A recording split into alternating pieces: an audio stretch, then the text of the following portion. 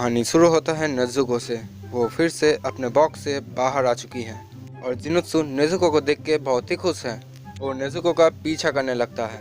अभी तानजीरो भी आ जाता है और वो जिनुत्सु को नेज़ुको का पीछा करने के लिए मना करता है, पर जिनुत्सु अब तानजीरो और नेज़ुको दोनों का ही पीछा करने लगता है। बाहर इनोसुके बैठा हुआ है। तभी वो बूढ़ी औरत इनोसुके के पास आ जाता है और वो इनोसुके को एक कपड़ा देता है क्योंकि वो इनोसुके का कपड़ा धोना चाहता है, क्योंकि इनोसुके का कपड़ा बहुत ही गंदा है।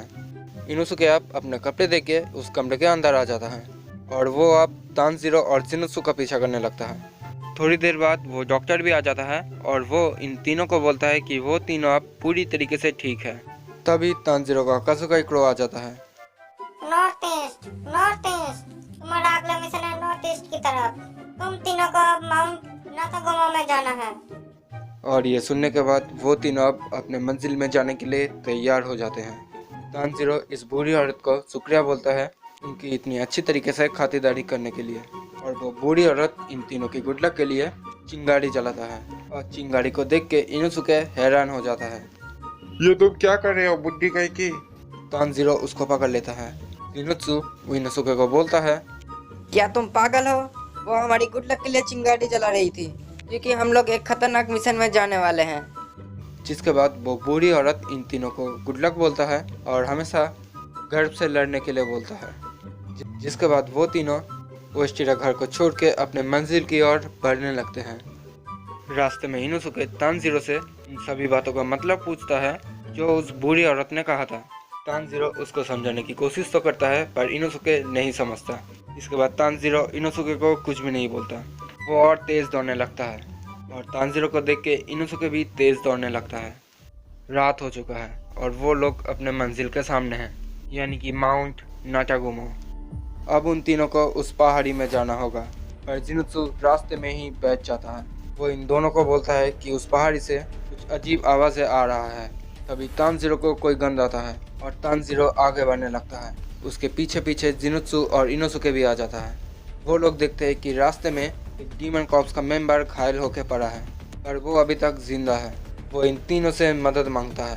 तानजीरो और इनोसुके इसके पास आता है, पर अचानक वो डीमन कॉर्प्स का मेंबर अपने आप ही जंगल के अंदर चला जाता है।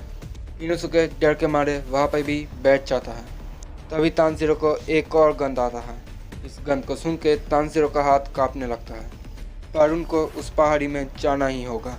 इसलिए तानजीरो और इनोसुके एक साथ आगे बढ़ने लगते हैं, पर जिनुत्सु वहीं पे डर के मारे बैठा रहता है। इसके बाद हम देखते हैं कि मकड़ी के चाले में काफ़ी सारे डीमन कॉर्प्स का मेंबर लटका हुआ है।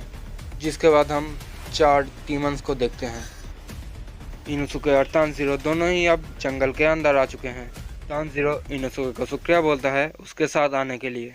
फिर वो लोग नोटिस करते हैं कि इस जंगल में बहुत सी मकड़ियाँ हैं और तानजीरो एक और डीमन कॉर्प्स के मेंबर को देखता है। वो उसके पास जाता है और बोलता है, मैं हूँ तानजीरो कमाडो, फ्रैंक मिज़ुनोतो। डीमन कॉर्प्स का वो मेंबर बोलता है कि उन लोगों को किसी हाशिरा को भेजना चाहिए था, क्योंकि इधर जो डीमंस है वो बहुत ही ज़्यादा ताकतवर है। चाहे कितने भी मिज़ुनोतो आ जाए वो लोग सभी मारे जाएंगे। और ये सुन के इनोसुके उसके मुंह में एक घूसा मारता है और उससे यहाँ पे क्या हुआ ये पूछता है। वो डीमन कॉर्प्स का मेंबर बोलता है कि वो लोग टोटल 10 मेंबर यहाँ पे आए थे। उनको यहाँ पे आने का ऑर्डर मिला था, पर जैसे ही वो इस पहाड़ी में चढ़े अचानक बाकी के मेंबर्स ही एक दूसरे को जान से मारने लगे और वो डर के मारे वहाँ से भाग गए। इसके बाद हम देखते हैं कि एक काजुका क्रो किसी के गोद पे लेटा हुआ है। वो आदमी बोलता है, तो मेरे काफी सारे बच्चे मारे गए, तुमने वापस आके अच्छा किया। इधर जरूर एक 12 किसुके का मेंबर होगा, मुझे एक हाशिरा को भेजना चाहिए। गिव सीनबू जैसा आप कहे। अगर डीमंस इंसानों के साथ ही रहते तो कितना अच्छा होता ना तमया का। ऐसा कभी नहीं हो सकता। जब तक डीमंस इंसानों को खाते रहेंगे तब तक ये नहीं होगा। इस तरफ जिनुत्सु बैठा हुआ है। वो सोचता है इनोसुके और तानजीरो फिर से उसको डरपोक समझेंगे। तभी जिनुत्सु का चिड़िया उसको हौसला देने की कोशिश करता है और अचानक जिनुत्सु को याद आता है कि तानजीरो नेज़ुको को भी उस जंगल में अपने साथ ले गया है। और ये चीज़ याद आने के बाद जिनुत्सु भी जंगल की ओर दौड़ने लगता है। इस तरफ तानजीरो इनोसुके और उस डीमन स्लेयर के मेंबर के ऊपर और कुछ डीमन स्लेयर्स के मेंबर्स हमला कर देते हैं। तानजीरो इनोसुके को बोलता है कि इनोसुके किसी को भी जान से ना मारे, क्योंकि इनमें से अभी भी कुछ मेंबर्स जिंदा हैं। लड़ते लड़ते तानजीरो ये समझ चुका है कि ये लोग एक धागे से जुड़े हुए हैं। ये बात वो इनोसुके को भी बोलता है, जिसके बाद इनोसुके और तानजीरो वो धागा काट देता है जो इनको कंट्रोल कर रहा था। तभी अचानक तानजीरो के हाथ के ऊपर 2 स्पाइडर्स आ जाते हैं और इस तरफ हम एक लेडी डीमन को देखते हैं। ये वही डीमन है जो उन स्पाइडर्स और इन हमलावर डीमन स्लेयर के क्रॉप्स को कंट्रोल कर रहा है। अब एक धागा तानजीरो को भी खींचने लगता है और तानजीरो उस धागे को काट देता है। तानजीरो अब देखता है कि वो सारे मेंबर्स फिर से खड़े हो चुके हैं और उनका धागा फिर से जुड़ चुका है। इस तरफ वो लेडी डीमन बोलती है, मेरी प्यारी डॉल्स, नाचो, तब तक नाचो जब तक तुम्हारे हाथ पैर अलग ना हो जाए। इस तरफ तानजीरो ये समझ चुका है कि सिर्फ धागा काटने से कुछ भी नहीं होगा, उसको इस डीमन को ढूंढ के मारना पड़ेगा, तभी ये लोग आज़ाद हो पाएंगे। पर इतने बड़े जंगल में उस डीमन को ढूंढना आसान नहीं है। वो इनोसुके को बोलता है, इनोसुके, क्या तुम्हारे पास कोई ऐसा स्पेशल मूव है जिसकी वजह से तुम इस डीमन को ढूंढ पाओ जो इनको कंट्रोल कर रही है?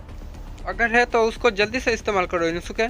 धागा काटने से या फिर इन मकड़ियों को मारने से कुछ भी नहीं होगा, हमें उस डीमन को मारना होगा। तभी एक और डीमन उनके पास आ जाता है। वो अपने धागे की मदद से बीच हवा में खड़ा हुआ है। वो तानजीरो को बोलता है, मेरे परिवार से दूर रहो और हमें शांति से जीने दो। परिवार? मेरी माँ तुम सभी को मार देगी। ये सब सुन के तानजीरो हैरान होता है और इतना बोल के ही वो डीमन वहाँ से चला जाता है। इनोसुके उसको पकड़ने की कोशिश तो करता है, पर वो डीमन बहुत ही ऊंची जगह पे है। इनोसुके उस तक पहुंच नहीं पाता। तभी तानजीरो इनोसुके को अपना वो टेक्निक जल्दी से यूज़ करने के लिए बोलता है। ठीक है बड़े सर वाले। Beast waiting 7th from spatial awareness. इस टेक्निक से इनोसुके डीमन का पता लगा लेता है। इस तरफ वो डीमन हमें फिर से दिखता है। वो आसमान की तरफ देखते हुए बोलता है, मैं किसी को भी हमारे बीच आने नहीं दूंगा। हम पांचों खुशहाल जिंदगी जिएंगे, कोई हमें जुदा नहीं कर सकता। और इस डीमन के इसी शब्द के साथ ये एपिसोड ख़त्म हो जाता है। तो यही था एपिसोड 15 की पूरी कहानी। अब अगर तुम्हें ये एपिसोड अच्छा लगा तो इस वीडियो को लाइक, कमेंट और शेयर करना बिल्कुल मत भूलना। और अगर चैनल पे नए हो तो चैनल को सब्सक्राइब करके घंटे को भी ऑल पे सेट कर देना। चाहो तो मुझे इंस्टा पे भी फॉलो कर सकते हो, लिंक डिस्क्रिप्शन में मिल जाएगा।